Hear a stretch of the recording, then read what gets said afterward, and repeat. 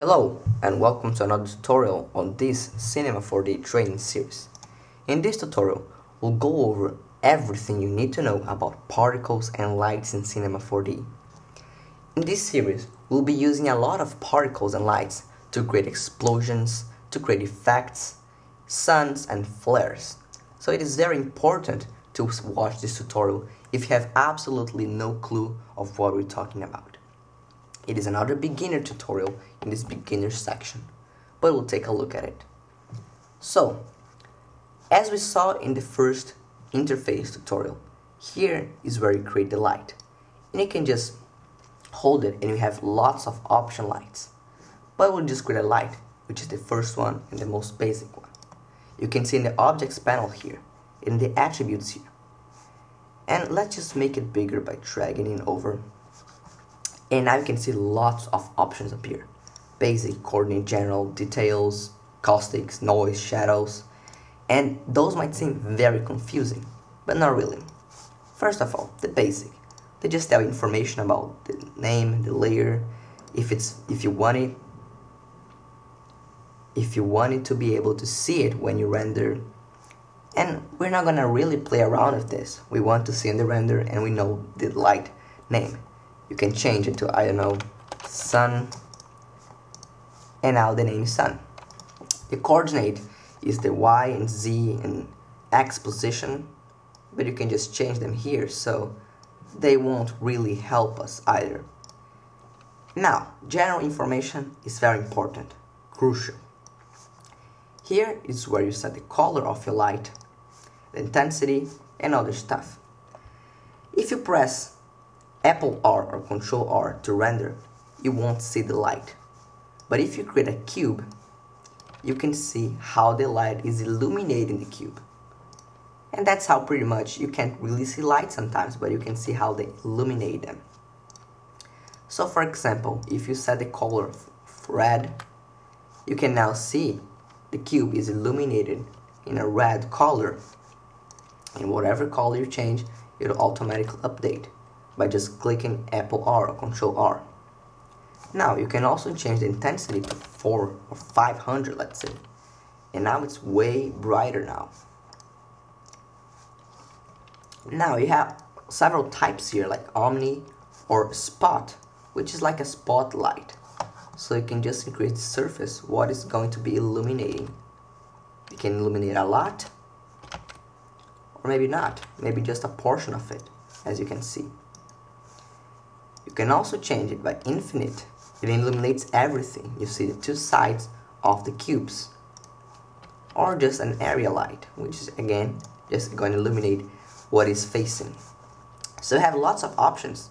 And if you already know what you want, you could just create a spotlight or an infinite light or an area light. But if you create a single light, then you can go over them. So we'll just set to Omni again, like the default. And we'll start playing around with some options also here. For instance, the visible light, which I love. You can change them to volumetric, inverse volumetric, or visible. And I'll create on visible. And now you see there's a big sphere that appears. And if I click on Apple R, that's the reason. Visible lights make you to see the light. So now you can see the light. And if I zoom out here and click, I can just decrease the size to make it very concentrated, like a plasma ball. Or maybe not, or maybe more concentrated, or maybe not, maybe huge and very dispersed. It depends on what you want. And again, the intensity you can change it to 100 and have something not that bright. Now, the shadow, right now it's none, but if you say shadow maps, you also see that nothing's happening.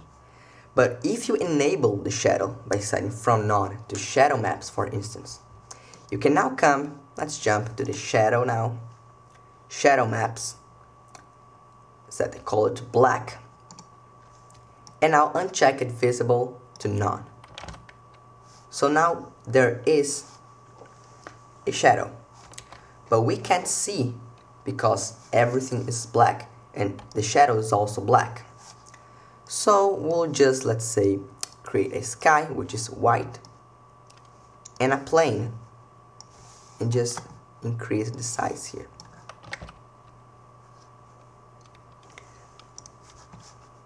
The plane which is here. And now you can see it is also illuminating the plane. But let's get back to the shadow options. Shadow maps, we have set shadow maps.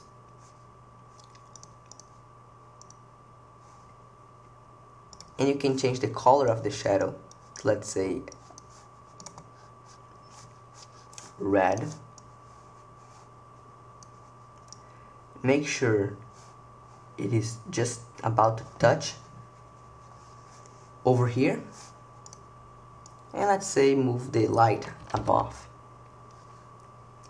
So now you can see the shadow is being created, the red shadow, and you can create, let's say, a darker blue or in black, and now you have again the shadow black.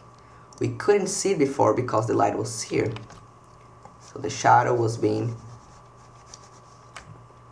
emitted to the other side. That is how you can create a shadow in Cinema 4D. Now, let's come back to general and set it to none. So now we have no shadow anymore. And let's set the visible light to visible again.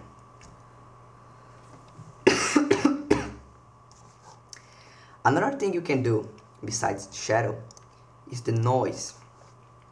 So now we have no noise.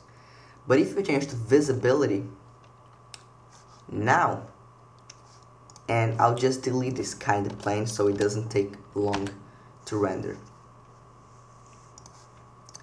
And I will also decrease the size of here. But you will see something.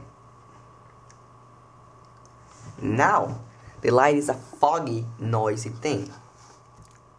And that is because in the noise, it is illuminating with noise, soft turbulence, and it can be wavy turbulence too. So now it's a different type of turbulence. Now, try to follow the logic. Here in the general, we have the visible light set to visible, and noise to visibility. But in the general settings, if you set from visible to none, it is just going to be illuminating. So in the noise, you will set it from visibility to illumination. And now, look at that.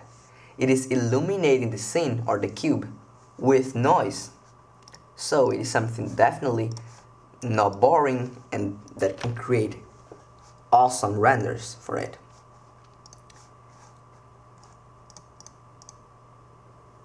And again, you can be even both visible and illuminating, but make sure you set it to visible light.